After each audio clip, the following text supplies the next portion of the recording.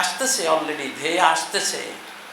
কোরআন হাদিসের অজস্র বাণী এই বিষয়ে সতর্ক করতেছে। এই জন্য আমি বললাম আপনাদেরকে, বিকল্প বাঁচার একটা উপায় সবাই রাখবেন। বাংলাভাষীরা যারা আমার এক খুতবা শুনবেন, গ্রামে একটা ঘর এমন রাখেন, টিন সেট ঘর, যে ভূমিকম্পের সময় অন্তত চাপা পড়ে মারা যাবেন না। আগের যুগে সোনের ঘর, বাঁশের তৈরি ঘর। জাপানি জাতি তারা বিল্ডিং ভূমিকম্প থেকে বাঁচার জন্য কাঠ দিয়ে, হালকা কাঠ দিয়ে ঘর বানিয়ে ওই ঘরের ভিতর থাকে, ভূমিকম্পে পড়ে গেলেও অসুবিধা নেই। কিন্তু আমরা যেসব বিল্ডিং সারা ওয়ার্ল্ডে বর্তমানে আমরা বানিয়েছি, হায় হায়, এগুলো থেকে তো বের হওয়ারও কোনো সুযোগ নাই। শেষ, গোটা শহরকে সরকার ঘোষণা করে দিবে পুরো শহরটাই গোরস্থান। অতএব লাশ বের করে লাভ কি? এটাই গোরস্থান, এইটাই গোরস্থান। আল্লাহ তাআলা আমাদেরকে হেফাজত করুন। কিয়ামতের আগের এইসব সংবাদ শুনে, নবীজির ভবিষ্যৎবাণীগুলো শুনে আপনারা ফিউচার ভিশন, ইস্তিশরাফুল মুস্তাকবিল, ভবিষ্যৎ দর্শন করবেন। আজকে 2020 সালে বসে 2021, 22, 23, 24, 25 ইত্যাদিতে কি হতে পারে হাদিসের আয়নায় ওইটাও দেখবেন। এখন থেকে সেই ব্যবস্থা নিয়ে আত্মরক্ষার চেষ্টা করতে থাকবেন। আবারও বলছি, একটা প্রথম চেষ্টা হবে আল্লাহমুখী হওয়া, ইমানদার হওয়া, কোরআনওয়ালা হওয়া, হাদিসওয়ালা হওয়া, ইবাদত বন্দেগী, গোটা ফুল ফ্যামিলি ইবাদতওয়ালা, এরকম হতে হবে। আর দ্বিতীয়টা হলো, যেভাবে বাঁচার উপায় আছে আমরা আমাদের গবেষণায়, চিন্তায়, জ্ঞানে আমরা বুঝি, সেই উপায়টা গ্রহণ করতে হবে। আল্লাহ তাআলা আমাদের তৌফিক দান করুন। আকুলু কওলি হাযা ওয়া আস্তাগফিরুল্লাহ লি ওয়া লাকুম ফাস্তাগফিরুহু ওয়া তুবু ইলাইহি ইন্নাহু হুয়াল গফুরুর রহিম।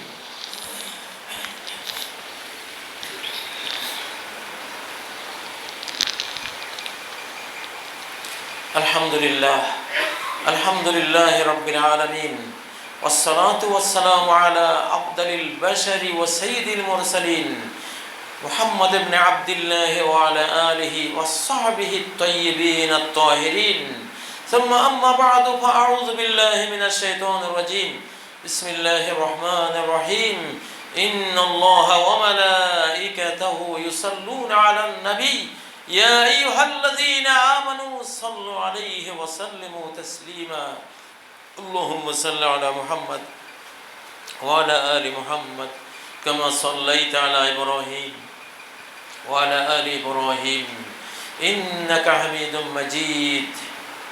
আল্লাহুম্মা বারিক আলা মুহাম্মদ ওয়া আলা আলি মুহাম্মদ কামা বারাকতা আলা ইব্রাহিম ওয়া আলা আলি ইব্রাহিম ইন্নাকা হামিদুম মাজিদ। সম্মানিত মুসল্লিয়ানে কেরাম, আল্লাহর সাথে সন্ধি করে নিন সবাই। ব্যক্তিগত সন্ধি চুক্তি করুন, শান্তি চুক্তি করুন আল্লাহর সাথে, যে ওগো আল্লাহ, তোমার এই পৃথিবীতে তোমার রিজিক খেয়ে, তোমার দাস দাসী হয়ে, তোমার সাথে আমি আর কোনো যুদ্ধ বিগ্রহে যাব না। তোমার বিরুদ্ধে একটি কথাও আমি আর বলবো না, তোমার পক্ষে আমি থাকব। সন্ধি করুন আল্লাহর সাথে। হয়তো ভাবতেছেন এটা আবার কেমন ভাষার কথা। হ্যাঁ, এটাও আছে ইসলামে। আসলহু মা আল্লাহ, আল্লাহর সাথে সন্ধি। ইতিহাসের বাগদাদ নগরীতে বাদশাহ হারুন রশিদের যুগের একজন আলেমে দ্বীন, একদিকে অনেক ইলম তাকে আল্লাহ দিয়েছেন, আরেকদিকে আকল, বুদ্ধি, জাগতিক বুদ্ধি আর ওহির জ্ঞান, দুইটাই আল্লাহ তাকে দিয়েছেন। নাম ছিল আবু ওয়াহাব। মানুষ ওনাকে জানতো বহলুল পাগলা নামে। বহলুল, উনি ইচ্ছে করে পাগল সেজেছিলেন। বাগদাদের সবচেয়ে বড় আলেমে দ্বীন, কিন্তু ইচ্ছে করে পাগলের মতো থাকতেন। কারণ সাধারণ ভদ্র উচ্চাঙ্গীন আলেমদের মতো ওইভাবে চলতে গেলে হক কথা বলা যায় না, বললে অ্যারেস্ট হইতে হয়। পাগলের মতো থাকতেন, বস্তা গায়ে, কখনো রাস্তার কূলে, নদীর কূলে, পাহাড়ের ঢালে ঘুমাইতেন, পাগলের মতোই থাকতেন। ইতিহাস তাকে পাগল বলে জানে, কিন্তু ভিতরে মস্ত বড় আলেম এবং জ্ঞানী। তার সমকালীন কোনো আলেমই তার সাথে কুলাইত না। মানুষ বলতো এইটা যদি হয় পাগল, তাহলে বুদ্ধিমান কাকে বলবো? পাগলের জ্ঞান এরকম, মানুষ বুঝতে পারতো না তাকে। একদিন সে এক জায়গায় বসে মাটি মাটি দিয়ে কি বানাচ্ছে চিন্তা করতেছে। একজন তাকে প্রশ্ন করলো, কি করছো আবু ওয়াহাব? সে বলল, উসালেহু বাইনাল খালিক ওয়াল মাখলুক, আমি স্রষ্টার সাথে সৃষ্টির সন্ধি করিয়ে দেওয়ার চিন্তা ভাবনায় আছি। মানুষেরা যাতে তাদের স্রষ্টার সাথে সন্ধি করে নেয়, কিভাবে এটা করতে পারে ওই ভাবনাতে ডুবে আছে। কিন্তু সে তো চায়, এরা চায় না। সে চায়, এরা চায় না। আল্লাহ চায় যে ওরা আমার কাছে, আমার সাথে আসুক, সন্ধিতে আসুক, তারা যাতে আমার বিরোধিতা না করে, আমার কোনো হুকুমের বিরুদ্ধাচরণে তারা না যায়। আমি তাদেরকে খাওয়াই, রিজিক দেই, লালন পালন করি, সবকিছু আমার, ওরা একটা সন্ধিতে থাকুক আমার সাথে। আমি তাদেরকে আযাব দেব না, তারাও আমার নাফরমানি করবে না। আবু ওয়াহাব বলছে, এখন আল্লাহ চায়, সে চায়, কিন্তু এরা চায় না। সেই আবু ওয়াহাবকে আরেকদিন দেখা গেল গোরস্থানে, কবরস্থানের পাশে বসে কি জানি করছে। ওই ব্যক্তি আবার তাকে ওখানে দেখে জিজ্ঞাসা করলো, আজকে কি করছো আবু ওয়াহাব? আজকেও আমি উসালেহুল খালিকা মাআল মাখলুক, মাখলুকের সাথে খালেকের, সৃষ্টির সাথে স্রষ্টার একটা সন্ধি করাবার চেষ্টা করছি, কিন্তু আজকে এরা চায়, সে চায় না। ওই দিন সে চেয়েছিল, এরা চায়নি। আজকে এরা চায়, কিন্তু সে চায় না। গোরস্থান তো, আজকে সে গোরস্থানের পাশে, সব তো মরা এখানে, আযাব গজবেতে পড়ে আছে কত মানুষ। আজকে সন্ধি করতে এরা চায়, কিন্তু আল্লাহ চায় না। মৃত্যুর পরে আর কোনো সুযোগ নেই। একদিন আমি চেয়েছিলাম সন্ধি করতে, তোমরা চাওনি। যখন বেঁচে ছিলাম, গায়ে জোর আছে, যৌবন, সম্পদ, কিসের বললাম মঞ্চির কথা, কোরআন কিতাব থো বলি। ওই দিন আমি চেয়েছিলাম সন্ধি, তোমরা চাওনি। আজকে বিপদে পড়ে, কবরের আযাবে পড়ে, আখিরাতের ভয়ঙ্কর বিপর্যয়ে পড়ে তোমরা চাচ্ছ সন্ধি, আমি আর চাই না। তো বহলুল বলল যে সন্ধি তো করাতে চাই, আজকে এরা সবাই রাজি। এই গোরস্থানে যত লক্ষ মানুষ আছে, সবাই আল্লাহর সাথে, স্রষ্টার সাথে সন্ধি চায়, কিন্তু সৃষ্টিকর্তা চায় না। সম্মানিত মুসল্লিয়ানে কেরাম, আজকে আল্লাহ চান আপনি আল্লাহর সামনে সিজদা অবনত হন। আল্লাহ চান আপনি গান না শুনে কোরআন শুনবেন। আল্লাহ চান আপনি হারাম না খেয়ে হালাল খাবেন। কত মানুষ হারামের মধ্যে ডুবে আছে, সুন্নত তরিকায় খায়, ছোট হাতে লোকমা ধরে, বিসমিল্লাহ পড়ে খায়, নিজের সামনের টুকু খায়, পেটকে 3 ভাগের 1 ভাগ করে 1 ভাগটা খায়, একদম সুন্নত তরিকায় খায়, কিন্তু খাওয়ার আসল আদবটা তার জানা নেই। ইসলামে খাওয়ার আসল আদবটা কি? যে প্রতিটা লোকমা তোমার হালাল কিনা, হালাল কিনা এইটা দেখো। সে খাচ্ছে হারাম, কিন্তু সুন্নত তরিকা, সুন্নত তরিকা হারাম গেলে আল্লাহ নেবেন তোমার এই তরিকা। তোমার এসব তরিকা দিয়ে লাভ কি? তোমার এই তরিকা মেনে কোনো লাভ নাই। তাই আসলটাই বাদ দিয়েছো। 1 বাদ দিয়ে 1 কোটি জিরো লিখলে কি হবে? কিছুই হবে না, এগুলি সব জিরো। হালাল যদি হয়, তরিকা ছাড়া খেলেও বেসিকটা তোমার আছে, থাকবে, পেয়ে যাবে। ওটা ফরজ, এগুলি নফল। আজকে আল্লাহ চান আপনারা আল্লাহর সাথে সন্ধি করেন, আপনারা চান না। আমরা চাই না, হালাল খেতে চাই না, পর্ণ ছবি ছাড়তে চাই না, সিনেমা, নাটক, নায়িকা, গায়িকার অনুষ্ঠান। আল্লাহ কয় যে বান্দা, এইগুলি জান্নাতে রেডি করে রাখছি, তুই কত দেখবি। তোর ওখানে যাদেরকে রেখেছি, ওয়ালাউ আন্না ইমরাআতান মিন নিসাই আহলিল জান্নাতি ইত্তালাআত ইলা দুনিয়া, যদি জান্নাতি নারীদের কোনো একজন নারী দুনিয়ার দিকে একবার উঁকি মেরে দেখে, লাআদাত মা বাইনাহুমা, বিশ্বের এই প্রান্ত থেকে ওই প্রান্তকে আলোকিত করে দেবে। জান্নাতের একজন হুরি যদি পৃথিবীতে আসে, জান্নাতের সকল সিনেমা হল, হলিউড বলিউড সব বন্ধ হয়ে যাবে, সব ওই হুরির পিছনে ছুটবে, পাগল হয়ে ছুটবে, এগুলি সব বাদ। তোমার জন্য তো আমি ওই ব্যবস্থা করে রেখেছি, এখানে এগুলি দেখো না, হালাল পথে থাকো। আল্লাহ এখন সন্ধি চান, আমরা চাই না, কিন্তু একদিন আমরা চাইব, সেদিন আর আল্লাহ চাইবেন না। ইব্রাহিম আলাইহিস সালামের পিতা ইব্রাহিমকে বলবেন হাসরের মাঠে, ইব্রাহিম আজকে যা বলো ফাআনা লা আসিক, আজকে আর তোমার কোনো কথাই অমান্য করব না। ইব্রাহিম আজকে আমাকে উপদেশ দাও, আজকে কোনোটা অমান্য করব না। ইব্রাহিম আলাইহিস সালাম বাপের দিকে তাকিয়ে দেখবেন যে একটা হায়নায় পরিণত হয়ে গেছে, সারা গায়ে পায়খানা। তাকে আল্লাহ তাআলা বিকৃত করে দিয়েছেন, মানবীয় ছবি বিকৃত করে হায়না বানিয়ে দিয়েছে। সহিহ বুখারীর হাদিস এটি। ওনার বাবা হায়নায় রূপান্তরিত হবে। বেজিখিন মুতালাত্তিখিন, ইব্রাহিম আলাইহিস সালাম দেখবেন যে একটা সারা গায়ে ময়লা একটা হায়না ওনার পায়ের নিচে পড়ে আছে। বাস তখন ইব্রাহিম আলাইহিস সালাম দোয়া স্টপ করে দিলেন, এই বাবার জন্য দোয়া করব না। সম্মানিত মুসল্লিয়ানে কেরাম, আল্লাহর সাথে সন্ধি করে চলুন। আল্লাহকে বলেন যে আমি আর হারাম রোজগার আমি করব না, আমি হারাম কোনো মেয়ের সাথে চলবো না, কোনো পর্ণ ছবি, পর্নোগ্রাফি, কোনো পর্ণের ধারে কাছে আমি যাব না। আমি যেটা তুমি আমাকে কোরআনে বলেছো, তোমার নবী হাদিসে বলেছে, আমি ঠিক সেইভাবে আমি চলতে চাই। সন্ধি করুন আল্লাহর সাথে, এই সন্ধি আপনার বরকতময় হবে ইনশাআল্লাহ। আপনি বেঁচে যাবেন, আপনার পরিবার বেঁচে যাবে, আপনি জান্নাত পেয়ে যাবেন।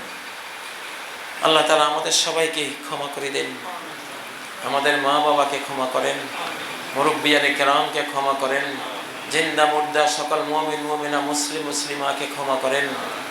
হে আল্লাহ,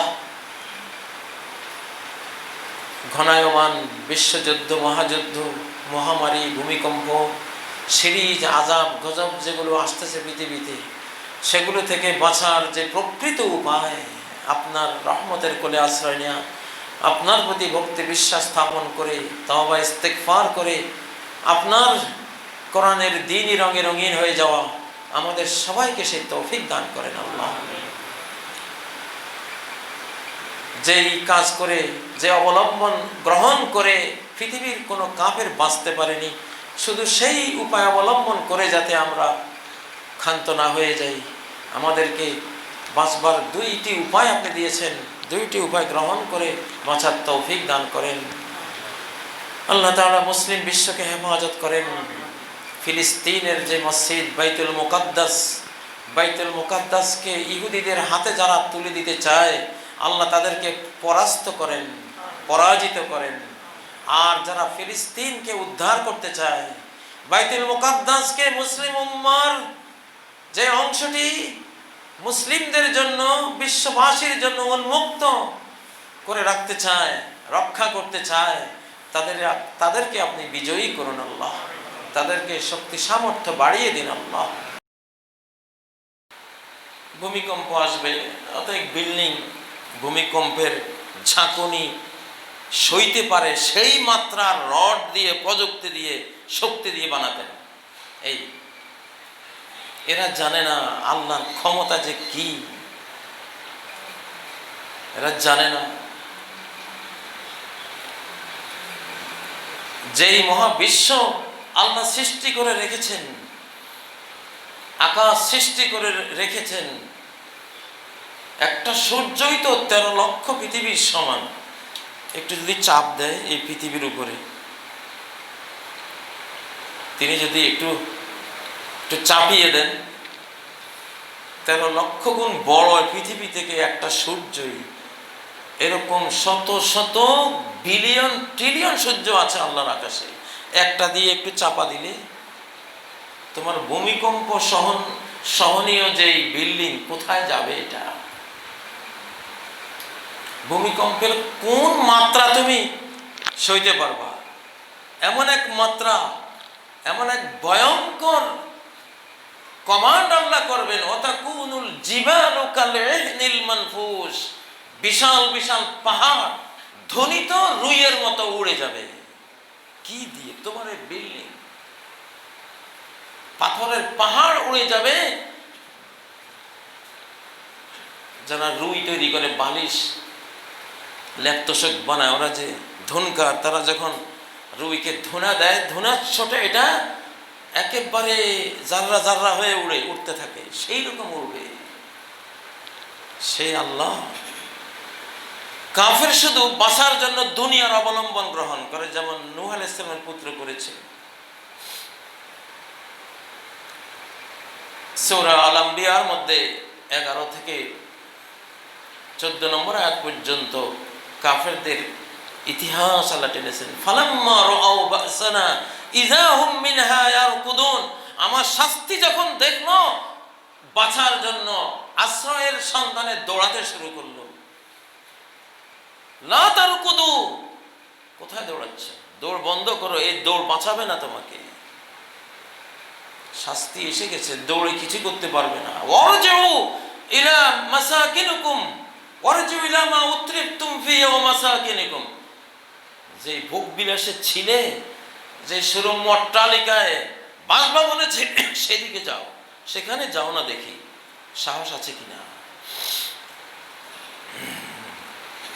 বলল, হায় রে, আমরা জালেম ছিলাম। ক্বালু ইয়া ওয়াইলানা ইন্না কুন্না যালিমিন, আমরা অন্যায় করেছি। সারা কোরআনে আল্লাহ বলেছেন, ওয়ামা যালামাহুমুল্লাহ, এদেরকে আল্লাহ জুলুম করেননি, ওয়ালাকিন কানু আনফুসাহুম ইয়াজলিমুন, এরা নিজেরাই নিজেদের উপরে জুলুম করেছে। আল্লাহর আইনের আওতায় পড়ে গেছে, ইচ্ছায় স্বেচ্ছায়। কাফেররা বাঁচার জন্য পাহাড়, পাথরের পাহাড় কেটে, ও সামুদাল্লাযীনা জাবুস সাখরা বিল ওয়াদ, বিশাল পাথরের পাহাড়কে কেটে অট্টালিকায় রূপ দিয়ে দিয়েছে। একটা পাহাড়ের ফাউন্ডেশন থাকে 50-52 কিলোমিটার গভীর পর্যন্ত, সেই ফাউন্ডেশনের উপরে পাহাড়ের যে উপরের অংশটা পাথর, সেটাকে কেটে বিল্ডিং এর রূপ দিয়েছে। দেখি কিভাবে ভাঙে। তারা এটা গ্রহণ করেছিল, কিন্তু আল্লাহ শাস্তির সময়, ওয়াম্মা সামুদু ফাউলিকু বিত্তাগিয়া, সামুদকে এক ভয়ঙ্কর নিনাদ দিয়ে ধ্বংস করে দেওয়া হয়েছে। শেষ। সূরা হুদের জায়গায় জায়গায়, সারা কোরআনে আল্লাহ তাআলা এগুলি আমাদেরকে বলেছেন। শুধু দুনিয়ার উপায় অবলম্বন করলে বাঁচবে না, কেউই বাঁচতে পারেনি। ফেরাউন কি উপায় গ্রহণ না করেছিল? সবই করেছিল। লাস্টে গিয়ে সলিল সমাধি। নমরুদ বিশাল সৈন্যবল, দুনিয়ার উপায় নিয়েছিল, কিন্তু স্পিরিচুয়াল যে উপায়, আধ্যাত্মিক যে বাঁচার উপায়, মনোগত বাঁচার যে উপায়, ঈমান, আল্লাহর ভক্তি, মনোজগতের বিশ্বাস, ভক্তি, তার ইবাদত, আনুগত্য, ওটাকে উপায় হিসাবে গ্রহণ করেনি। ইসলাম বলে, আল্লাহ তাআলা বলেন, আমার শাস্তি যখন আসবে, তখন 1 নম্বর তোমাকে বাঁচাবে আমার প্রতি তোমার ঈমান, ভক্তি। ইসলামে একটা সালাত আছে, এই সালাতকে বলা হয় সালাতুল আয়াত, নিদর্শনাবলী। বিপর্যয় যখন আসে, বিপর্যয়ের সালাত। সূর্য যখন রাহুগ্রস্ত হয়, সূর্য গ্রহণে কালো হয়ে যায়, সালাতুল কুসুফ, সূর্য নিষ্প্রভ হয়েছে, সূর্য নিষ্প্রভতার সালাত। সালাতুল খুসুফ, চন্দ্র নিষ্প্রভ হয়েছে, আলোহীন হয়েছে, মহাজাগতিক একটা কারণে, এটা বিপর্যয়। এটার জন্য সমস্ত বড় হাদিসের কিতাবে আছে সালাতুল খুসুফ। চন্দ্র গ্রহণ বিপর্যয়ের সালাত, সূর্য গ্রহণ বিপর্যয়ের সালাত। ফাইজা রাআইতুম যালিক ফাসাল্লু ওয়াদু, তোমরা যখন সূর্যগ্রহণ চন্দ্রগ্রহণ এই নিদর্শনগুলো বিপর্যয়গুলো দেখবে, ফাসাল্লু ওয়াদু, সালাত পড়ো।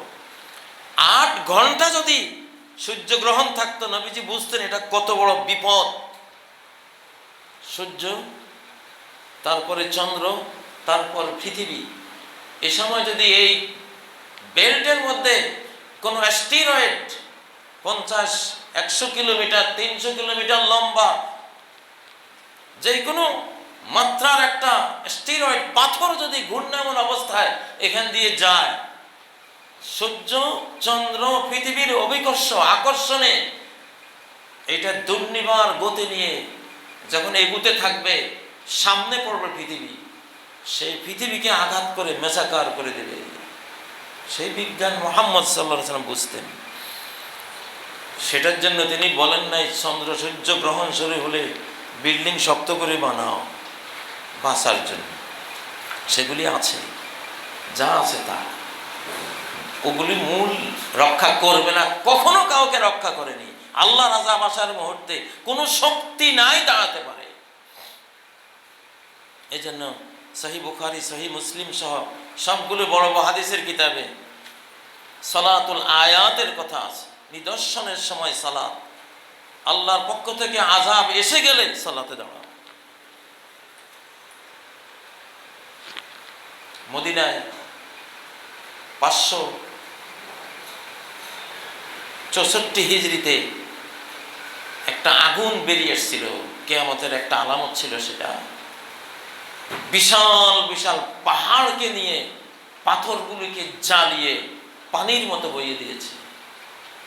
মদিনায় যে হাররা বলা হয়, হাররা কালো কালো এলাকা, মদিনা যারা গিয়েছেন একটা বিশাল অঞ্চল, শুধু কালো, মনে হয় যেন কত লক্ষ বিলিয়ন ট্রিলিয়ন পাথর জ্বলে পুড়ে গোটা এলাকা ছাই হয়ে আছে, এটাকে হাররা বলে। আমি গিয়েছিলাম, এটা ওই সময়ে 564 হিজরির দিকে নবীজি বলছিলেন মদিনায় একটা আগুন বের হবে, সিরিয়া তুদিউ আনাকাল ইবনে বিল বুসরা, সিরিয়ার বুসরা নগরীর মানুষেরা রাতের বেলায় উট দেখতে পাবে মদিনার ওই আগুনের কারণে।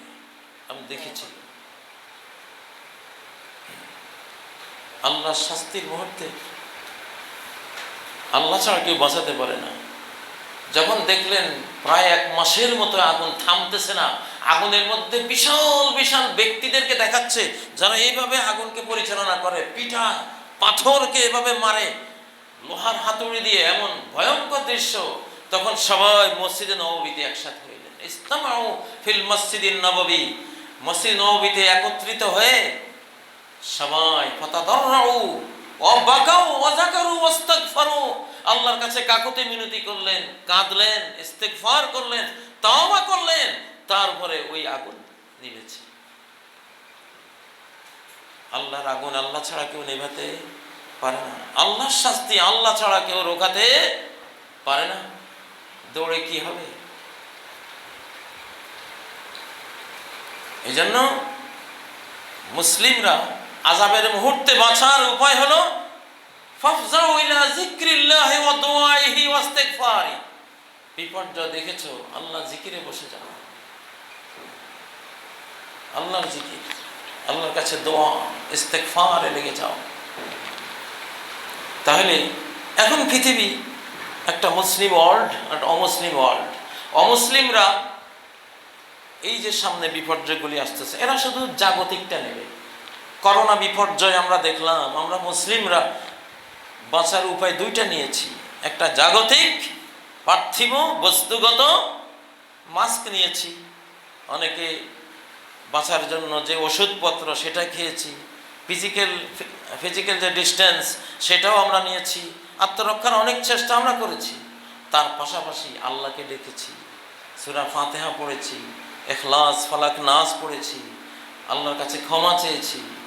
হযরত ইবনে মাসউদ থেকে একটি সহিহ হাদিস রয়েছে যে সাতাকুন ফিতান লা ইয়ানজু মিনহা ইল্লা মান দাআ কাদওয়াইল গরিক, এমন বিপদ আসবে শেষ জামানায়, সমুদ্রে লঞ্চ ডুবিতে পড়ে গেছে বা নৌকা ডুবি হয়েছে বা সমুদ্রের পানিতে পড়ে গিয়ে একটা লোক সাঁতার জানে না, হাবুডুবু খাচ্ছে, ও যেমন তার অন্তরে আল্লাহকে ডাকে, যেভাবে ডাকে সর্বশক্তি দিয়ে আল্লাহ আল্লাহ করে আল্লাহ বাঁচাও, ওই রকম যে করবে শেষ জামানায় সে বাঁচবে, না হলে বাঁচতে পারবে না।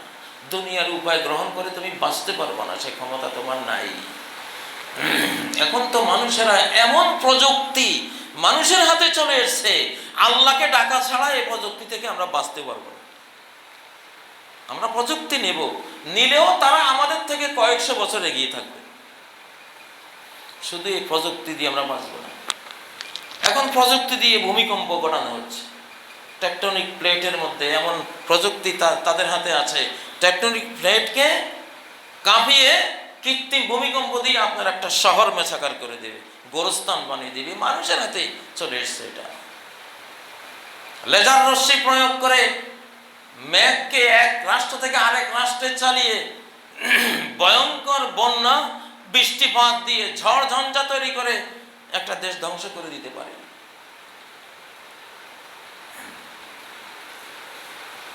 লেবাননে কি হয়েছিল, কি করে লেবানন শহরের অর্ধেক জলে পুড়ে ধ্বংসস্তূপে পরিণত হয়েছে, মূল কারণটা আজও সঠিকভাবে গবেষণাই করতেছে। এটা মানুষই করেছে, মানুষের হাতেই ইবলিস আর দাজ্জাল মিলে এমন ভয়ঙ্কর প্রযুক্তি আবিষ্কার করে রেখেছে যে একমাত্র আল্লাহ ছাড়া বাঁচার কোনো উপায় নেই। এজন্য মুসলিম ওয়ার্ল্ড, মুসলিম জাহান বিপদের মুহূর্তে প্রথম বাঁচার যে উপায়টা গ্রহণ করবে সেটা হলো আল্লাহর প্রতি ঈমানের নবায়ন।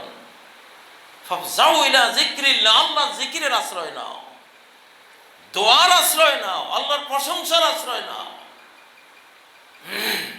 মাছের পেটে যখন, তিমির পেটে যখন ইউনূস আলাইহিস সালাম বাঁচার কোনো সম্ভাবনা নেই, বাঁচার সম্ভাবনা জিরো, কিসের আশ্রয় নিয়েছিলেন? একটু অক্সিজেন মাস্ক কেউ দাও আমাকে, জিবরাইল একটা অক্সিজেন মাস্ক পাঠাও, মরে গেলাম তো। কিসের আশ্রয় নিয়েছিলেন?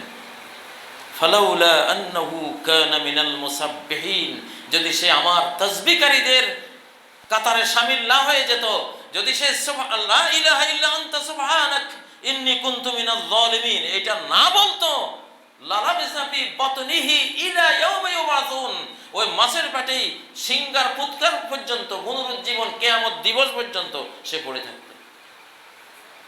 বাঁচার কোনো উপায় ছিল না। কিন্তু এক তাসবিহ এর পাওয়ার এত বড়, এটা বাঁচিয়ে দিয়েছে, আল্লাহ বাঁচিয়ে দিয়েছে।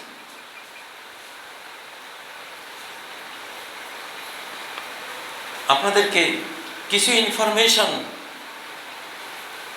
আমরা দিয়ে থাকি, আগাম জানলে বাঁচার একটা উপায় গ্রহণ করা যায়।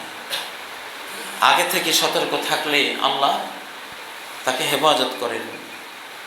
একটি হাদিস আমি পড়েছি, বাইনা ইয়াদাইস সাআতি মাউতানুন শাদীদ, কিয়ামতের আগে কঠিন মহামারী আসবে। মাউতানুন শাদীদ, কঠিন মহামারী। করোনার সেকেন্ড ওয়েভ যেটা এখন শুরু হচ্ছে বিভিন্ন রাষ্ট্রে, এটা অত্যন্ত কঠিন। আমি গত জুমাতে, এর আগের জুমাতে বলেছিলাম, অত্যন্ত কঠিন। এটা বিশাল বিপর্যয় ডেকে আনতে পারে। হাদিসের মধ্যে এই কথাটা আছে, মাউতানুন শাদীদ, শাদীদ মানে কঠিন, মাউতানুন মানে গণহারে মৃত্যু, মহামারী। কিয়ামতের আগে এটা আসবে। এটার পরে পরে মনে করো না যে বেঁচে যাবে। আল্লাহর দিকে ফিরে না আসলে, তওবা না করলে, জিকির ইস্তেগফার না করলে বাঁচবে শুধু নিজেদের মাস্ক দিয়ে, ভ্যাকসিন দিয়ে, নিজেদের মেডিকেল সায়েন্স দিয়ে, এটা সেটা দিয়ে বাঁচবে না, সুযোগ নেই। ওই হাদিসেই ওয়াবাদাহু সানাওয়াতুজ জালাজিল, এই মহামারীর পরে পরেই শুরু হবে সিরিজ ভূমিকম্পের বছরগুলো, সিরিজ ভূমিকম্প। করোনা মহামারীর পরে শুরু হবে। মুস্তাদরাক আল হাকিমের হাদিস, ইমাম হাকিম বলেছেন সহিহ সনদ, আল্লামা যাহাবি বলেছেন হাদিসটি সহিহ। সুনানের মুহাদ্দিসিনগণ, সুনান হাদিসের কিতাব রচয়িতাগণ এই হাদিসটি সংকলন করেছেন, গ্রহণযোগ্য একটি হাদিস, যে ভয়ঙ্কর মহামারীর পরে শুরু হবে সিরিজ ভূমিকম্প।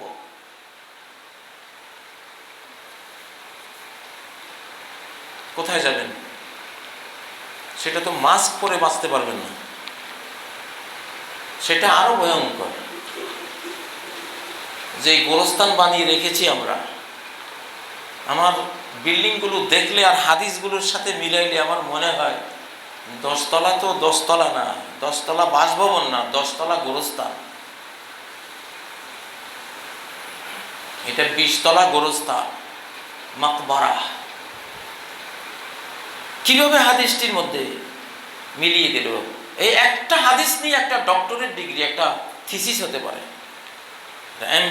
এমফিল হতে পারে একটা হাদিস নিয়ে। বাইনা ইয়াদাই সাআতি মাউতানুন শাদীদ ওয়া বা'দাহু সানাওয়াতুজ জালাজিল।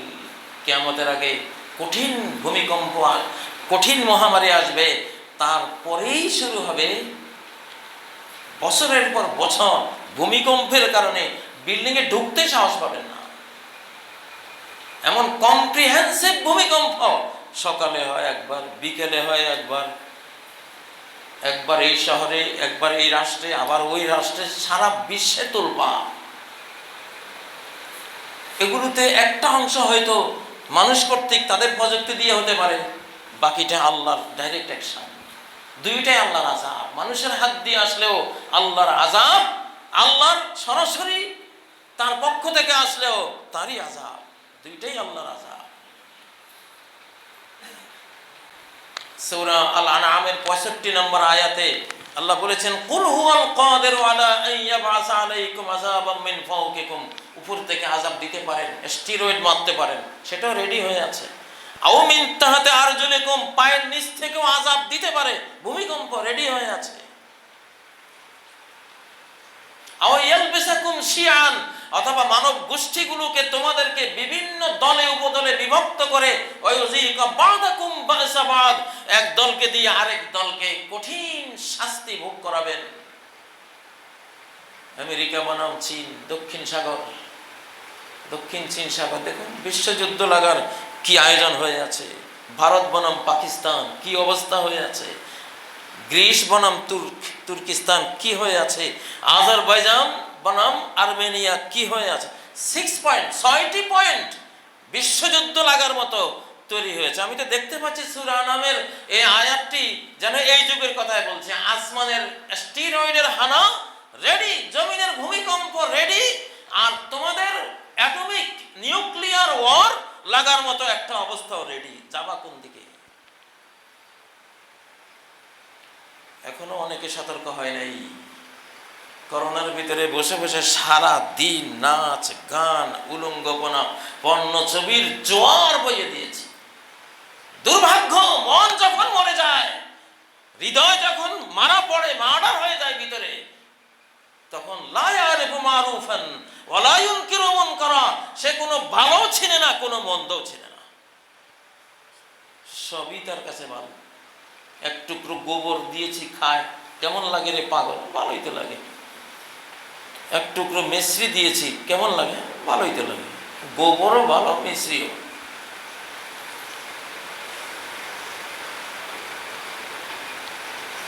বিয়ে করেছে যুবক, বিয়ে করেছে, শুনেছ ভালো। আরেক যুবক গার্লফ্রেন্ড একজন নিয়ে আসতেছে, ও কি রে, ভালোই তো, এইটাও ভালো, ওইটাও ভালো। এই মানুষ আল্লাহর কাছে কঠিনতম ঘৃণিত মানুষ। এটা হয়ে গেছে। এখন করোনার পরে এখন সারা দিন জিকির আজকারের সময়, সারাদিন কোরআন তেলাওয়াত, যেমনে পারেন যা পারেন। বয়স গনিয়ে আসলে আল্লাহ তাআলা তার নবীকে সূরা নাসরের মধ্যে পরামর্শ দিয়েছেন, আপনার তো যাওয়ার টাইম হয়ে গেছে, ফাসাব্বিহ বিহামদি রাব্বিক ওয়াস্তাগফিরহু ইন্নাহু কানা তাওয়াবা। এখন আর কাজ নাই, এখন আর অমুক দেশের বিরুদ্ধে যাইতে হবে, ওখানে যুদ্ধ করতে হবে, এখানে দাওয়াতি মিশন চালাইতে হবে, বহির্মুখী, ওগুলি আপনি যথেষ্ট করেছেন। এখন এখন শুধু আপনার ফাসাব্বিহ তাসবিহ সুবহানাল্লাহ পড়েন, বিহামদি রাব্বিক আলহামদুলিল্লাহ পড়েন, ওয়াস্তাগফিরুল্লাহ পড়েন, ইন্নাহু কানা তাওয়াবা, আল্লাহ তওবা কবুলকারী, অতএব আতুবু ইলাল্লাহ পড়েন। ঠিক এটাই সহিহ হাদিসে আসছে। শেষ নবীজি যখন বুঝলেন যাওয়ার সময় হয়েছে, তখন খুব বেশি বেশি পড়তেন সুবহানাল্লাহ, আলহামদুলিল্লাহ, আস্তাগফিরুল্লাহ ওয়া আতুবু ইলাইহি, সুবহানাল্লাহ, আলহামদুলিল্লাহ ওয়া আস্তাগফিরুল্লাহ ওয়া আতুবু ইলাইহি।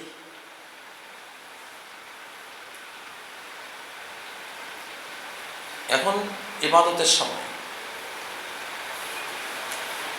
বাঁচার জন্য আমাদেরকে আগে নিতে হবে দ্বীনকে, ইবাদতকে, সালাতকে, আল্লাহর জিকিরকে। হযরত ওমর যখন মুসলিম জাহানের খলিফা ছিলেন, মদিনার মধ্যে ভূমিকম্প আসলো। সহিহ সনদের এসেছে, ওমর গিয়ে ভাষণ দিলেন, রাষ্ট্রীয় ভাষণ, মা আহদাসতুম, মদিনাবাসী, মুসলিম জাহানবাসী, কি করেছো, কি পাপ আবিষ্কার করেছো বলো। কোন বিপর্যয়, ভূমিকম্প, কোন গজব পাপ ছাড়া আসে না। কি পাপ করলে মদিনায় বসে বলো। মা আহদাসতুম লাকাদ আজ্জালতুম, এত তাড়াতাড়ি পাপী হয়ে যাওয়া আমি কল্পনা করতে পারি নাই। ওয়াল্লাহি লা ইন আদাত লা আখরুজান্না মিন বাইনি যহরানাইকুম, আল্লাহর কসম করে বলছি, ভূমিকম্প যদি আরেকবার আসে, তোমাদেরকে ছেড়ে আমি চলে যাবো আরেকদিকে, তোমাদের সাথেই থাকবো না, তোমাদের মতো পাপকারীদের সাথে আমি থাকবো না, আমি চলে যাব। উনি বলেন না যে বিল্ডিংগুলি শক্ত করে বানাইতে হবে। মদিনাবাসীরা, দেশবাসীরা, আমি তো আপনাদের ভালো চাই, আপনারা বেঁচে থাকুন চাই, ঘর দুয়ার একটু ঠিক করে বানান, ভূমিকম্প আসতেছে, আরো আসতে পারে, এটা বলেন না।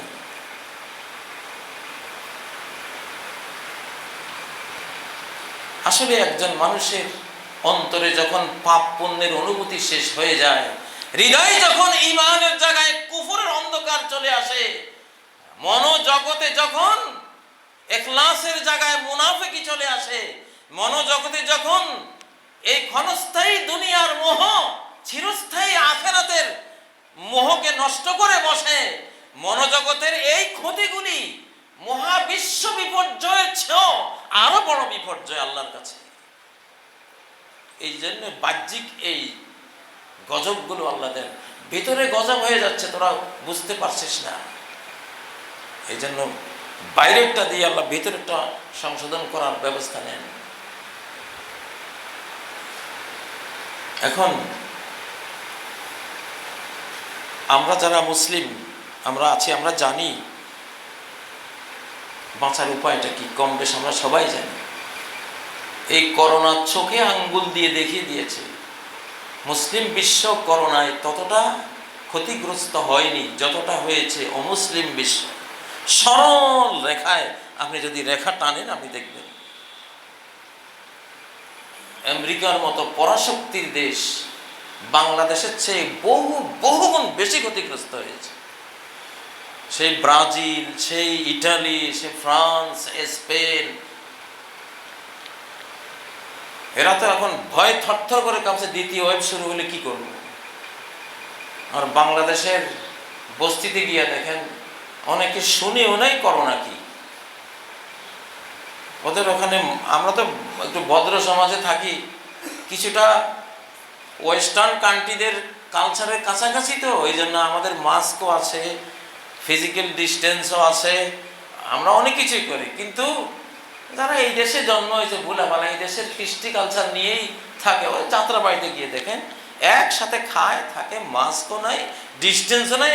ওদের ওই এলাকায় করোনা হয়েছে বলেও কোনো রিপোর্ট নেই।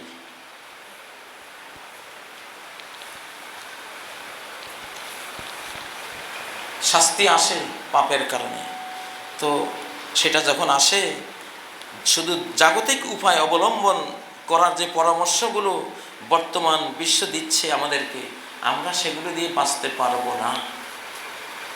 আমাদেরকে বাঁচার প্রধান অবলম্বন কি? সূরা হুদে আসুন, ওয়ালাম্মা জাআ আমরুনা নাজ্জাইনা হুদা ওয়াল্লাযীনা আমানু মাআহু বিরাহমাতিন মিন্না ওয়া নাজ্জাইনাহুম মিন আযাবিন গালিজ। হুদ আলাইহিস সালামের জাতিকে যখন 7 দিন 8 রাতের মরু সাইক্লোন তাদেরকে ঘেরাও করলো, 80 হাত বালির নিচে দাফন করে দিল গোটা জাতিটাকে, যখন ওই বিপর্যয় আসলো আমি বাঁচিয়ে দিলাম হুদ আলাইহিস সালামকে। ওয়াল্লাযীনা আমানু মাআহু, তাকে বাঁচালাম কেন? সে নবী, সে আমার ভক্ত, আমার বিশ্বাসী। তাদেরকেও বাঁচালাম ওয়াল্লাযীনা আমানু মাআহু, যারা তার সাথে ঈমানদার হয়েছে। নাকি ওয়াল্লাযীনা ইত্তাখাযুল আমারাতিশ শাওয়াহিক, যারা বিশাল বিশাল সুরম্য অট্টালিকা বানিয়েছিল তাদেরকে বাঁচিয়ে দিয়েছি, এটা তো বলেন নাই। বাঁচার কারণ কি ছিল? সাইক্লোন প্রতিরোধ সেন্টারে গিয়ে আশ্রয় নিয়েছিল, এই জন্য বেঁচে গেছে। হুদ আলাইহিস সালাম আর তার ইমানদার জাতি সাইক্লোন প্রতিরোধ সেন্টারে আশ্রয় নিয়েছিল, এই জন্য আমি বাঁচিয়ে দিয়েছি, এটা বললেন কোরআন। আমার এই সাইক্লোন থেকে শেল্টার দেওয়ার কোনো সেন্টারে পৃথিবীতে নাই। ওয়াল্লাযীনা আমানু মাআহ, যারা লা ইলাহা ইল্লাল্লাহ বলেছিল, ও আল্লাহ তুমি বাঁচাও, তুমি ছাড়া কেউ নাই, আমরা তোমারই সিজদা করি। ইয়াকা না'বুদু ওয়া ইয়াকা নাস্তাঈন, ইবাদত করলে তোমারই করি, সাহায্য চাইলে তোমারই চাই, তুমি বাঁচাও। যারা এই বৈশিষ্ট্য গুণ নিয়েছিল আমি তাদেরকে বাঁচিয়ে দিয়েছি, আমি তাদেরকে রহমত করেছি, আমার রহমতে বেঁচে গেছে। কেউ সেদিন ছিল না করুণা করা, আমি করেছি। ওয়ানাজ্জাইনাহুম মিন আযাবিন গালিজ, কঠিন শাস্তি থেকে নাজাত দিয়ে দিয়েছি। এটা সূরা হুদের 58 নম্বর আয়াত। সূরা হুদেরই 66 নম্বর আয়াতে যান, ফালাম্মা জাআ আমরুনা নাজ্জাইনা সালিহান ওয়াল্লাযীনা আমানু মাআহু বিরাহমাতিন মিন্না ওয়া মিন খিজি ইয়াউমিইয ওয়া নাজ্জা ইন্না রাব্বাকা হুয়াল কাওয়িয়্যুল আযীজ। যখন আমার ধ্বংসের বাণী এসে গেল, আমি সালেহকে বাঁচিয়ে দিলাম, আর যারা ঈমান এনেছিল তাদেরকে বাঁচিয়ে দিলাম। ওই দিনের লাঞ্ছনা থেকে তাদেরকে রক্ষা করলাম। তোমার রবি হুয়াল কাওয়িয়্যুল আযীজ, সর্বশক্তিমান মহাপরাক্রমশালী। সারা কোরআন বাঁচার আর কোনো উপায়ের কথা বলে না। ঈমান, ঈমান বাঁচাবে তোমাকে, আল্লাহর প্রতি বিশ্বাস ভক্তি বাঁচাবে তোমাকে। আল্লাহ ভক্ত হও, আল্লাহ বিশ্বাসী হও, আল্লাহর ফরমান বরদার ইবাদতকারী হও, মুসল্লি হও, আল্লাহওয়ালা হও, তাহলে আল্লাহ বাঁচাবে। সূরা হুদের 94 নম্বর আয়াতে গিয়ে আবার একই কথা, ওয়ালাম্মা জাআ আমরুনা নাজ্জাইনা শুআইবান ওয়াল্লাযীনা আমানু মা। শুআইব আলাইহিস সালামের জাতি মূর্তি পূজা করত, মাপে কম দিত, মানুষকে মানুষের হক দিত না, সব দুর্নীতিবাজ, বেঈমানও আবার দুর্নীতিবাজ। দাওয়াতে কাজ না হতে হতে লাস্ট আল্লাহ আযাব দিলেন।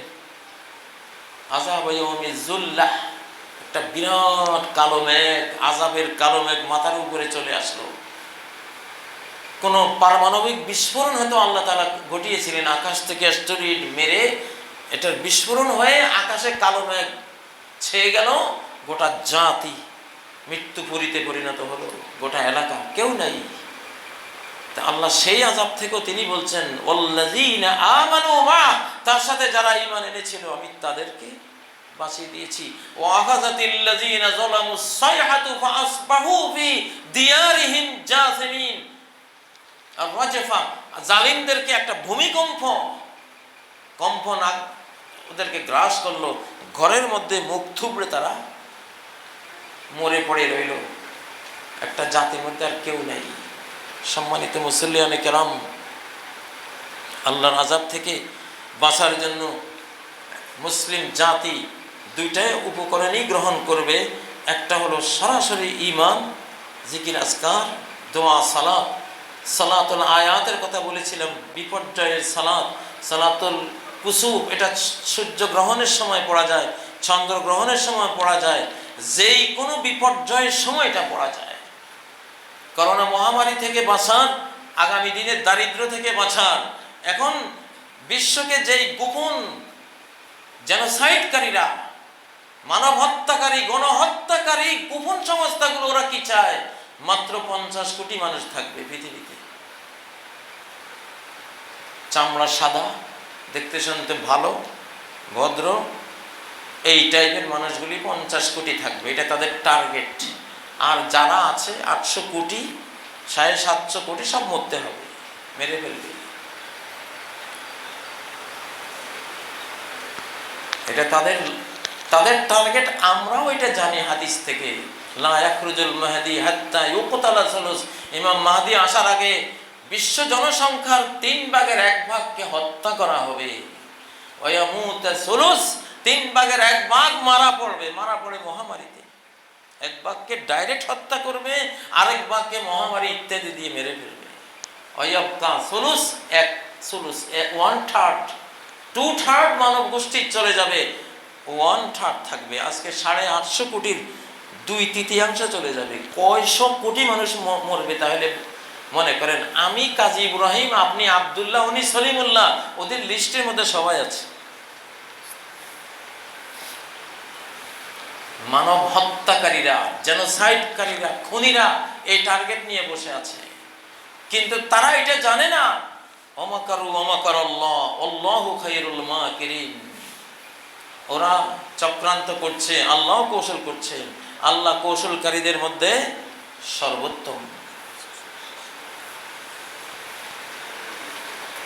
আমি মাঝে মধ্যে কিছু কথা বলি যেটা একজন সাধারণ শ্রোতা বুঝতে গেলে অনেক গবেষণার পর বুঝতে হবে, অনেকগুলো হাদিস ঘাটার পরে, বিশ্ব পরিস্থিতি স্টাডির পরে উনি বুঝবেন। এই জন্য বলছি, আমরা এই জাতীয় কোনো তথ্য দিলে হঠাৎ করে কেউ এটাকে ট্রল করবেন না, অস্বীকার করবেন না, আপনি আগে স্টাডি করুন। আমি এই পর্যন্ত এমন একটি তথ্য আমার জানা মতে আমি দেইনি যেটার উপরে কয়েক বছর আমি নিজে চলিনি, দেখিনি, গবেষণা করিনি, অথবা হাদিস ঘাটাঘাটি করে নিশ্চিত হয়নি। নিশ্চিত হওয়ার আগ পর্যন্ত আপনাদেরকে বলি না। কিন্তু কোন কোন উৎস থেকে নিয়েছি এগুলি বলতে গেলে সব হাদিসের কিতাব সামনে আনতে হবে, ইংলিশে কার কার বক্তব্য কোট করেছি সেগুলি সামনে আনতে হবে, কে কোথায় বক্তৃতায় কি বলেছিল সব আনতে হবে। এত কথা, এত দলিল প্রমাণ উপস্থাপন করার সময় তো পাই না। সেগুলো নিজের নজরে আছে, নিজেরা দেখি। আপনাদেরকে বলি, ইসলামে একটা নিয়ম আছে, একজন বিশ্বস্ত মানুষ যে যথেষ্ট কনফিডেন্স নিয়ে কোনো তথ্য দেয়, সে কোনো তথ্য দিলে এটা গ্রহণযোগ্য, তুমি না জানলেও। একজন হাদিসের রেওয়ায়েতকারী, বর্ণনাকারী, উনি বিশ্বস্ত, আস্থার যোগ্য একজন মানুষ, সারা জীবন তাকে স্টাডি করে এটা দেখা গেছে, সে একটা হাদিস রেওয়ায়েত করলে এটা কোথাও পাওয়া না গেলেও মুহাদ্দিসিন এটা গ্রহণ করে, উনি বিশ্বস্ত। রাবিন সেকা, আরবিতে বলে রাবিন সেকা, সে বিশ্বস্ত বর্ণনাকারী, তার এটা নেওয়া যেতে পারে। সম্মানিত মুসল্লিয়ানে কেরাম, আমি যে বিষয়টা নিয়েছিলাম 14-15টি পয়েন্ট এর মধ্যে জমা করা আছে।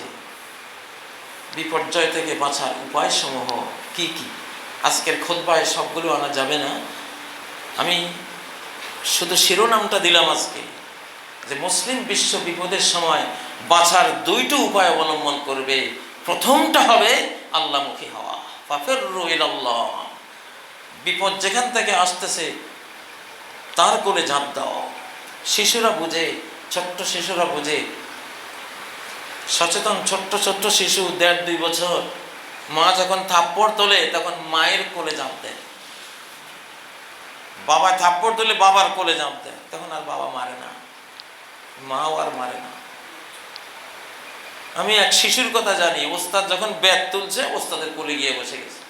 আর মারে কেমনে, কিভাবে মারে, ওকে বড় আদর করে ওকে বুঝিয়ে দিয়েছে। এই জন্য আল্লাহর পক্ষ থেকে শাস্তি আসলে আল্লাহর রহমতের কোলে যে ঝাঁপ দেয়, আল্লাহ তাকে শাস্তি দেন না, আল্লাহ মাফ করে দেন। কিয়ামতের ময়দানে ট্রিলিয়ন ট্রিলিয়ন কাফের, মুশরিক, বেঈমান জাহান্নামে যাচ্ছে, একজন তাদের মধ্যে, সে এত চিৎকার করতেছে, আর গোটা হাসরের ময়দান তার চিৎকারে অন্যরকম। আল্লাহ ফেরেশতাদেরকে বললেন, একে আনো তো। সব কোনো কাফের তো এত চিল্লাচ্ছে না, এত চিৎকার, সে এরকম সব চিৎকার করছে কেন? আল্লাহ তাকে প্রশ্ন করলেন, এত চিৎকারের কারণটা কি? সে বলল, আমি যতই খারাপ ছিলাম, কিন্তু তোমার ব্যাপারে আমার একটা বিশ্বাস ছিল যে তুমি অন্তত আমাকে শাস্তি দিবে না। সেই তুমি আমার মতো একজন নাখান্দা গোলামকে শাস্তি দিতে পারলে, আমাকে জাহান্নামে পাঠিয়ে দিচ্ছ। আমি তো কল্পনাও করিনি যে তুমি আমাকে এই আযাব দিবে। তোমার ব্যাপারে আমার একটা সুধারণা ছিল, আমি খারাপ ছিলাম, কিন্তু তোমার ব্যাপারে একটা সুধারণা আমার ছিল। হাদিসে আছে, আনা ইনদা যন্নি আবদি বি, আমার বান্দা আমাকে যেমন ধারণা করবে তার জন্য আমি তেমন হই। তার ওই ধারণাটা আল্লাহ নিয়েছে, যাও তোরে মাফ করে দিলাম। তুমি যখন আমাকে গফুর বলে ধারণাই করেছিলে যে আমি ক্ষমাশীল, তোমার যত অন্যায় বেঈমানি অপরাধ থাকুক আমি মাফ করব তোমাকে, এই ধারণা করেছো, যাও তোমারে মাফ করে দিলাম। আল্লাহর রহমত সম্পর্কে আমরা কতটুকু জানি? সারা জীবন ভরে একটা নেক আমলও নাই, একবার শুধু তার আমলনামায় খুঁজে পাওয়া গেছে লা ইলাহা ইল্লাল্লাহ। শাস্তি যতই পাক, সে জাহান্নামে যতই পড়ে যাক, এইটুকু যদি পাওয়া যায়, ওয়ালাউ মাররাতান মিন দাহরে, গোটা জীবনে খালি একবার বলছে লা ইলাহা ইল্লাল্লাহ, জীবনে খালি একবার বলছে। কোন সময় বলে ফেলছিল আর কি, এটা রয়ে গেছে, আর খোঁজ খবর নেই। এইটাই তারে জাহান্নাম থেকে, তুনজিহিম মিনান নার, জাহান্নাম থেকে এটা তারে বাঁচিয়ে নিয়ে যাবে। এত রহমান রহিম আল্লাহ। অতএব আজকে খুতবার বিষয়বস্তুর মধ্যে বিস্তারিত বলা গেল না সময়ের অভাবে, এইটুকু বলা হলো, মুসলিম জাহান এবং ব্যক্তি মুসলিম, পরিবার মুসলিম, সমাজ মুসলিম, যে যেখানে আছি, বিপদের সময় প্রথম যেটা করব মাছার, সেটা আল্লাহকে ডাকবো, আল্লাহমুখী হব, যে তওবা করি নেই, আযাব এসে গেছে, আল্লাহ আর পাপ করব না, আপনি মাফ করে দেন। তাওবাতান নাসুহা, ইস্তিগফার, আল্লাহ ক্ষমা চাই। ওমা কানাল্লাহু মুআযযিবাহুম ওয়া হুম ইস্তাগফিরুন, সূরা আনফালের 33 নম্বর আয়াতে কি এক আয়াত আল্লাহ নাজিল করলেন, যে যতক্ষণ তারা আমার কাছে ক্ষমা চাইবে, আস্তাগফিরুল্লাহ বলবে, আমি তাদের আযাব দেব না। ইস্তিগফারকারী কোন জাতিকে আল্লাহ আযাব দেন না। মুহাম্মদুর রাসূলুল্লাহ সাল্লাল্লাহু আলাইহি সাল্লামের সুন্নত মতো চললেও আল্লাহ তারে আযাব দেন না। ওমা কানাল্লাহু লিউআযযিবাহুম ওয়া আনতা ফীহিম, হে মুহাম্মদ, তুমি যতদিন এদের মাঝে আছো আমি তাদের আযাব দেব না। ওলামারা বলেন, তো উনি এখন তো নাই, তাহলে কি আমরা সেই কারণে আযাব পেয়ে যাবো? হ্যাঁ, এখন উনি নাই, কিন্তু ওনার সুন্নত তো আছে। ওনার বেঁচে থাকাকালীন উনি যে এলাকায় আছে ওই এলাকায় আযাব আসবে না, আর তার মৃত্যুর পরে তার সুন্নত যে এলাকায় আছে ওই এলাকাতেও আযাব আসবে না। যদি এলাকাবাসী সেই নবীজির জীবনধারাকে ফলো করে, তার সুন্নাহগুলিকে ফলো করে, আল্লাহ আযাব দিবেন না। ওমা কানাল্লাহু লিউআযযিবাহুম ওয়া আনতা ফীহিম, সূরা আনফালের 33 নম্বর আয়াত। আল্লাহমুখী হওয়াই বাঁচার সবচেয়ে বড় উপায়। তার পাশাপাশি আমরা জাগতিক উপায়গুলিকেও অবজ্ঞা করছি না, ডিনাই করছি না। জাগতিক যা আছে বাঁচার উপায়, সেটাও গ্রহণ করতে হবে। আরব দেশে দেখেছি প্রতিটা বিল্ডিংওয়ালাদের কাছে একটা তাঁবু আছে। মনে হয় এরা জানে ভূমিকম্পে যখন ঝাঁকুনি দেবে তখন তো বিল্ডিংয়ে থাকতে পারবো না, তখন তাঁবুটা নিয়ে মাঠে থাকতে হবে। আসতেছে, আজকের এই খুতবাটা খুব ভালো করে মনে রাখবেন, আসতেছে, কিন্তু খুব শর্ট টাইমে শুরু হবে। অলরেডি শুরু হয়ে গেছে। ওয়ার্ল্ড ভূমিকম্প রেকর্ড নেন। ভূমিকম্প দুই প্রকার, একটা হলো সিগন্যাল ভূমিকম্প, আরেকটা হলো ফাইনাল ভূমিকম্প। সিগন্যাল ভূমিকম্পটা আস্তে আস্তে হয়, এটা দিয়ে মেরে দেন না, নাড়া দেন। নাড়া দিয়েছি, তোর চরিত্র খারাপ, তোর আমল আখলাক খারাপ, ঠিক হয়ে যাও, ঠিক হয়ে যাও, এটা সিগন্যাল ভূমিকম্প, সংকেত। যদি সিগন্যালটা আসার পরে যে এই মাত্রা ভূমিকম্প হয়েছে, আজকে ঢাকায় মৃদু ভূমিকম্প অনুভূত হয়েছে, কালকে ওইখানে, পরশু এখানে, বিভিন্ন জায়গায় সারা ওয়ার্ল্ডে চলছে, সিগন্যাল পাওয়ার পরে যদি ইস্তেগফার হয়, তওবা হয়, আল্লাহর দিকে ফিরে আসা হয়, তাহলে ফাইনালটা মাফ করবেন। সিগন্যাল ভূমিকম্পের পরে যদি সতর্ক না হয়, ফাইন তাবু ওয়া নাযাউ ওয়া ইল্লা হাদামাহা আলাইহিম, সিগন্যাল ভূমিকম্পে যদি তওবা করে, পাপ থেকে ফিরে আসে, মাফ হয়ে গেল, ফাইনালটা চূড়ান্তটা মাফ হয়ে গেল। যদি না হয়, হাদামাহা আলাইহিম, নিজের বাড়িতেই তাদেরকে আল্লাহ কবর দিয়ে দিলেন। ফাখাররা আলাইহিমুস সাকফু মিন ফাওকিহিম, ছাদ তাদের উপর থেকে ধসে পড়ল তাদের মাথার উপরে, সেখানেই শেষ হয়ে গেল। বর্তমান যুগে স্টাডি করলে আর হাদিসে স্টাডি করলে বিল্ডিংয়ে থাকার সাহস হয় না। আমি খুব ভয় পাই বিল্ডিং, কিন্তু নিরুপায় হয়ে থাকি। আমি আজ পর্যন্ত একটা ঘরও বানাইনি নিজের জন্য। ঘর বানাতে গেলেই আমার মন আর হাদিস বলে যে একটা এমন ঘর বানাও, একটা তিন সেট নর্মাল একটা ঘর বানাও, কাঠের কাঠামোর উপরে বানাও, ভেঙে পড়লেও তুমি নিচে বাঁচতে পারবা। কিন্তু ঢাকা শহর দেখেন, আধুনিক সারা ওয়ার্ল্ডের বড় বড় শহরগুলো দেখেন, গোরস্থান। ভূমিকম্পের দিনে গোরস্থান, কবরস্থান, আলাদা কবর দিতে হবে না। এই জন্য একটা হাদিসের মধ্যে এসে এমন ফাকাদ্দানাতি জালাজিল ওয়াল বালাবিল, ফিলিস্তিনে, সিরিয়ার ফিলিস্তিনে যখন খেলাফত নাজিল হবে, পরিবেশ তৈরি হচ্ছে, তখন সিরিজ ভূমিকম্প শুরু হবে। আজকের হাদিসটিতে দেখলাম মহামারীর পরে পরে শুরু হবে, চূড়ান্ত সিরিজ ভূমিকম্প শুরু হবে। এই জন্য ভূমিকম্প থেকে বাঁচার জাগতিক উপায়টাও নেবেন, আধ্যাত্মিক উপায়টা, আল্লাহকে বেশি বেশি ডাকবেন। বিল্ডিংয়ের ভিতরে শোন জিকির, লম্বা জিকির করে ঘুমাবেন। আল্লাহ, যদি মরে যাই আজকে শেষ, তাহলে বাঁচার আশায় ঘুমাচ্ছি না এই বিল্ডিংয়ে, রাতে কি হয় আল্লাহ জানে। এক রাত তো এমন আসবে, আসতেছে, অলরেডি ধেয়ে আসতেছে। কোরআন হাদিসের অজস্র বাণী এই বিষয়ে সতর্ক করতেছে। এই জন্য আমি বললাম আপনাদেরকে, বিকল্প বাঁচার একটা উপায় সবাই রাখবেন। বাংলাভাষীরা যারা আমার এক খুতবা শুনবেন, গ্রামে একটা ঘর এমন রাখেন, টিন সেট ঘর, যে ভূমিকম্পের সময় অন্তত চাপা পড়ে মারা যাবেন না। আগের যুগে সোনের ঘর, বাঁশের তৈরি ঘর, জাপানি জাতি তারা বিল্ডিং ভূমিকম্প থেকে বাঁচার জন্য কাঠ দিয়ে, হালকা কাঠ দিয়ে ঘর বানিয়ে ওই ঘরের ভিতর থাকে, ভূমিকম্পে পড়ে গেলেও অসুবিধা নেই। কিন্তু আমরা যেসব বিল্ডিং সারা ওয়ার্ল্ডে বর্তমানে আমরা বানিয়েছি, হায় হায়, এগুলো থেকে তো বের হওয়ারও কোনো সুযোগ নাই। শেষ, গোটা শহরকে সরকার ঘোষণা করে দিবে পুরো শহরটাই গোরস্থান। অতএব লাশ বের করে লাভ কি? এটাই গোরস্থান, এইটাই গোরস্থান। আল্লাহ তাআলা আমাদেরকে হেফাজত করুন। কিয়ামতের আগের এইসব সংবাদ শুনে, নবীজির ভবিষ্যৎবাণীগুলো শুনে আপনারা ফিউচার ভিশন, ইস্তিশরাফুল মুস্তাকবিল, ভবিষ্যৎ দর্শন করবেন। আজকে 2020 সালে বসে 2021, 22, 23, 24, 25 ইত্যাদিতে কি হতে পারে হাদিসের আয়নায় ওইটাও দেখবেন। এখন থেকে সেই ব্যবস্থা নিয়ে আত্মরক্ষার চেষ্টা করতে থাকবেন। আবারও বলছি, একটা প্রথম চেষ্টা হবে আল্লাহমুখী হওয়া, ইমানদার হওয়া, কোরআনওয়ালা হওয়া, হাদিসওয়ালা হওয়া, ইবাদত বন্দেগী, গোটা ফুল ফ্যামিলি ইবাদতওয়ালা, এরকম হতে হবে।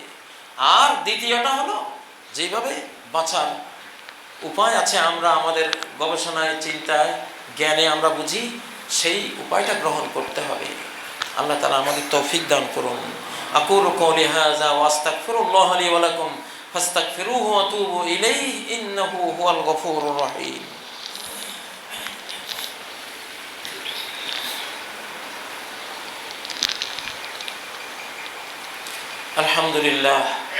আলহামদুলিল্লাহ রাব্বিল আলামিন, ওয়াসসালাতু ওয়াসসালামু আলা আফদালিল বাশারি ওয়া সাইয়্যিদিল মুরসালিন মুহাম্মদ ইবনে আবদুল্লাহ ওয়া আলা আলিহি ওয়াস সাহবিহি আত-তাইয়্যিবিন আত-তাহিরিন। সুম্মা আম্মা বা'দু ফাআউযু বিল্লাহি মিনাশ শাইতানির রাজীম।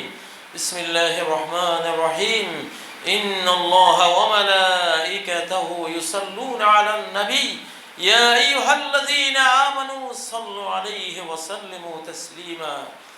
আল্লাহুম্মা সাল্লি আলা মুহাম্মদ ওয়া আলা আলি মুহাম্মদ كما صليت على إبراهيم وعلى آل إبراهيم إنك حميد مجيد اللهم بارك على محمد وعلى آل محمد كما باركت على إبراهيم وعلى آل إبراهيم إنك حميد مجيد সম্মানিত মুসল্লিয়ান কিরাম, আল্লাহর সাথে সন্ধি করে নিন সবাই। ব্যক্তিগত সন্ধি চুক্তি করুন, শান্তি চুক্তি করুন আল্লাহর সাথে যে ওগো আল্লাহ, তোমার এই পৃথিবীতে তোমার রিজিক খেয়ে, তোমার দাস দাসী হয়ে তোমার সাথে আমি আর কোনো যুদ্ধ বিগ্রহে যাব না, তোমার বিরুদ্ধে একটি কথাও আমি আর বলবো না, তোমার পক্ষে আমি থাকব। সন্ধি করুন আল্লাহর সাথে। হয়তো ভাবতেছেন এটা আবার কেমন ভাষার কথা। হ্যাঁ, এটাও আছে ইসলামে। আসলহু মা আল্লাহ, আল্লাহর সাথে সন্ধি। ইতিহাসের বাগদাদ নগরীতে বাদশাহ হারুন রশিদের যুগের একজন আলেমে দ্বীন, একদিকে অনেক ইলম তাকে আল্লাহ দিয়েছেন, আরেকদিকে আকল, বুদ্ধি, জাগতিক বুদ্ধি আর ওহির জ্ঞান, দুইটাই আল্লাহ তাকে দিয়েছেন। নাম ছিল আবু ওয়াহাব। মানুষ ওনাকে জানতো বহলুল পাগলা নামে। বহলুল, উনি ইচ্ছে করে পাগল সেজেছিলেন। বাগদাদের সবচেয়ে বড় আলেমে দ্বীন, কিন্তু ইচ্ছে করে পাগলের মতো থাকতেন। কারণ সাধারণ ভদ্র উচ্চাঙ্গীন আলেমদের মতো ওইভাবে চলতে গেলে হক কথা বলা যায় না, বললে অ্যারেস্ট হইতে হয়। পাগলের মতো থাকতেন, বস্তা গায়ে, কখনো রাস্তার কূলে, নদীর কূলে, পাহাড়ের ঢালে ঘুমাইতেন, পাগলের মতোই থাকতেন। ইতিহাস তাকে পাগল বলে জানে, কিন্তু ভিতরে মস্ত বড় আলেম এবং জ্ঞানী। তার সমকালীন কোনো আলেমই তার সাথে কুলাইত না। মানুষ বলতো এইটা যদি হয় পাগল, তাহলে বুদ্ধিমান কাকে বলবো? পাগলের জ্ঞান এরকম। মানুষ বুঝতে পারতো না তাকে। একদিন সে এক জায়গায় বসে মাটি দিয়ে কি বানাচ্ছে চিন্তা করতেছে। একজন তাকে প্রশ্ন করলো, কি করছো আবু ওয়াহাব? সে বলল, উসালেহু বাইনাল খালিক ওয়াল মাখলুক, আমি স্রষ্টার সাথে সৃষ্টির সন্ধি করিয়ে দেওয়ার চিন্তা ভাবনায় আছি। মানুষেরা যাতে তাদের স্রষ্টার সাথে সন্ধি করে নেয়, কিভাবে এটা করতে পারে ওই ভাবনাতে ডুবে আছে। কিন্তু সে তো চায়, এরা চায় না। সে চায়, এরা চায় না। আল্লাহ চায় যে ওরা আমার কাছে, আমার সাথে আসুক, সন্ধিতে আসুক, তারা যাতে আমার বিরোধিতা না করে, আমার কোনো হুকুমের বিরুদ্ধাচরণে তারা না যায়। আমি তাদেরকে খাওয়াই, রিজিক দেই, লালন পালন করি, সবকিছু আমার। ওরা একটা সন্ধিতে থাকুক আমার সাথে। আমি তাদেরকে আযাব দেব না, তারাও আমার নাফরমানি করবে না। আবু ওয়াহাব বলছে, এখন আল্লাহ চায়, সে চায়, কিন্তু এরা চায় না। সেই আবু ওয়াহাবকে আরেকদিন দেখা গেল গোরস্থানে, কবরস্থানের পাশে বসে কি জানি করছে। ওই ব্যক্তি আবার তাকে ওখানে দেখে জিজ্ঞাসা করলো, আজকে কি করছে আবু ওয়াহাব? আজকেও আমি উসালেহুল খালিক মাআল মাখলুক, মাখলুকের সাথে খালেকের, সৃষ্টির সাথে স্রষ্টার একটা সন্ধি করাবার চেষ্টা করছি, কিন্তু আজকে এরা চায়, সে চায় না। ওই দিন সে চেয়েছিল, এরা চায়নি। আজকে এরা চায়, কিন্তু সে চায় না। গোরস্থান তো, আজকে সে গোরস্থানের পাশে, সব তো মরা এখানে, আযাব গজবেতে পড়ে আছে কত মানুষ। আজকে সন্ধি করতে এরা চায়, কিন্তু আল্লাহ চায় না। মৃত্যুর পরে আর কোনো সুযোগ নাই। একদিন আমি চেয়েছিলাম সন্ধি করতে, তোমরা চাওনি। যখন বেঁচে ছিলাম, গায়ে জোর আছে, যৌবন, সম্পদ, কিসের বললাম মঞ্চির কথা, কোরআন কিতাব থো বলি। ওই দিন আমি চেয়েছিলাম সন্ধি, তোমরা চাওনি। আজকে বিপদে পড়ে, কবরের আযাবে পড়ে, আখিরাতের ভয়ঙ্কর বিপর্যয়ে পড়ে তোমরা চাচ্ছ সন্ধি, আমি আর চাই না। তো বহলুল বলল, যে সন্ধি তো করাতে চাই, আজকে এরা সবাই রাজি। এই গোরস্থানে যত লক্ষ মানুষ আছে সবাই আল্লাহর সাথে সাথে সন্ধি চায়, কিন্তু সৃষ্টিকর্তা চায় না। সম্মানিত মুসল্লিয়ানে কেরাম, আজকে আল্লাহ চান আপনি আল্লাহর সামনে সিজদা অবনত হন। আল্লাহ চান আপনি গান না শুনে কোরআন শুনবেন। আল্লাহ চান আপনি হারাম না খেয়ে হালাল খাবেন। কত মানুষ হারামের মধ্যে ডুবে আছে, সুন্নত তরিকায় খায়, ছোট হাতে লোকমা ধরে, বিসমিল্লাহ পড়ে খায়, নিজের সামনের টুকু খায়, পেটকে 3 ভাগের 1 ভাগ করে 1 ভাগটা খায়, একদম সুন্নত তরিকায় খায়, কিন্তু খাওয়ার আসল আদবটা তার জানা নেই। ইসলামে খাওয়ার আসল আদবটা কি? যে প্রতিটা লোকমা তোমার হালাল কিনা, হালাল কিনা এইটা দেখো। সে খাচ্ছে হারাম, কিন্তু সুন্নত তরিকা। সুন্নত তরিকা হারাম গেলে আল্লাহ নেবেন তোমার এই তরিকা? তোমার এসব তরিকা দিয়ে লাভ কি? তোমার এই তরিকা মেনে কোনো লাভ নাই। তো আসলটাই বাদ দিয়েছো। 1 বাদ দিয়ে 1 কোটি জিরো লিখলে কি হবে? কিছুই হবে না। এগুলি সব জিরো। হালাল যদি হয় তরিকা ছাড়া খেলেও বেসিকটা তোমার আছে, থাকবে, পেয়ে যাবে। ওটা ফরজ, এগুলি নফল। আজকে আল্লাহ চান আপনারা আল্লাহর সাথে সন্ধি করেন, আপনারা চান না। আমরা চাই না, হালাল খেতে চাই না, পর্ণ ছবি ছাড়তে চাই না, সিনেমা, নাটক, নায়িকা, গায়িকার অনুষ্ঠান। আল্লাহ কয় যে বান্দা এইগুলি জান্নাতে রেডি করে রাখছি, তুই কত দেখবি। তোর ওখানে যাদেরকে রেখেছি, ওয়ালাউ আন্না ইমরাআতান মিন নিসাই আহলিল জান্নাতি ইত্তালাআত ইলা দুনিয়া, যদি জান্নাতি নারীদের কোনো একজন নারী দুনিয়ার দিকে একবার উকি মেরে দেখে, লা আদাত মা বাইনাহুমা, বিশ্বের এই প্রান্ত থেকে ওই প্রান্তকে আলোকিত করে দেবে।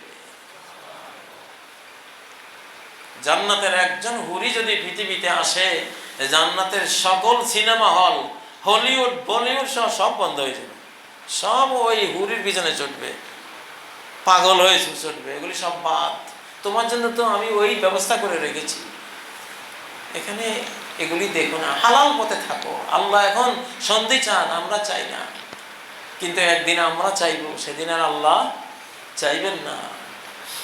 ইব্রাহিম আলাইহিস সালামের পিতা ইব্রাহিমকে বলবেন হাসরের মাঠে, ইব্রাহিম আজকে যা বলো ফাআনা লা আসিক, আজকে আর তোমার কোনো কথাই অমান্য করব না।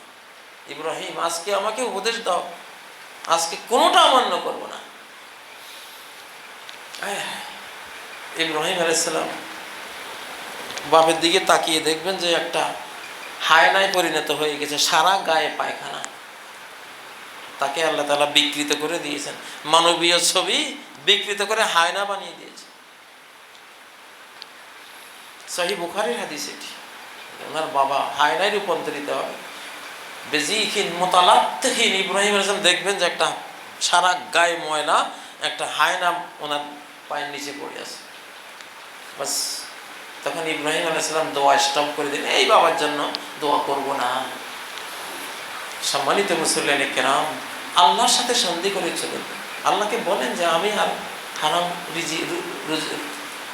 হারাম রোজগার আমি করব না, আমি হারাম কোনো মেয়ের সাথে চলবো না, কোনো পর্ণ ছবি, পর্নোগ্রাফি, কোনো পর্ণের ধারে কাছে আমি যাব না। আমি যেটা তুমি আমাকে কোরআনে বলেছো, তোমার নবী হাদিসে বলেছে, আমি ঠিক সেইভাবে আমি চলতে চাই।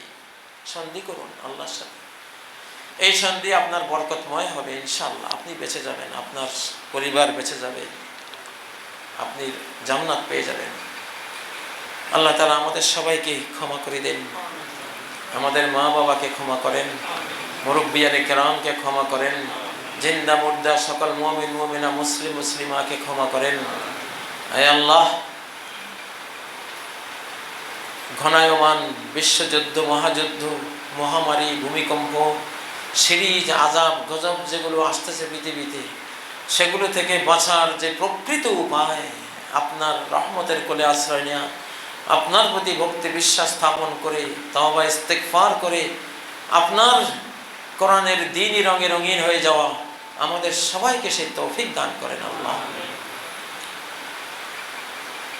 যেই কাজ করে, যে অবলম্বন গ্রহণ করে পৃথিবীর কোনো কাফের বাঁচতে পারেনি, শুধু সেই উপায় অবলম্বন করে যাতে আমরা ক্ষান্ত না হয়ে যাই। আমাদেরকে বাঁচবার দুইটি উপায় আপনি দিয়েছেন, দুইটি উপায় গ্রহণ করে বাঁচার তৌফিক দান করেন। আল্লাহ তাআলা মুসলিম বিশ্বকে হেফাজত করেন। ফিলিস্তিনের যে মসজিদ বাইতুল মুকাদ্দাসকে ইহুদিদের হাতে যারা তুলে দিতে চায়, আল্লাহ তাদেরকে পরাস্ত করেন, পরাজিত করেন। আর যারা ফিলিস্তিনকে উদ্ধার করতে চায়, বাইতুল মুকাদ্দাসকে মুসলিম উম্মার যে অংশটি মুসলিমদের জন্য, বিশ্ববাসীর জন্য উন্মুক্ত করে রাখতে চায়, রক্ষা করতে চায়, তাদেরকে আপনি বিজয়ী করুন আল্লাহ। তাদেরকে শক্তি সামর্থ্য বাড়িয়ে দিন আল্লাহ।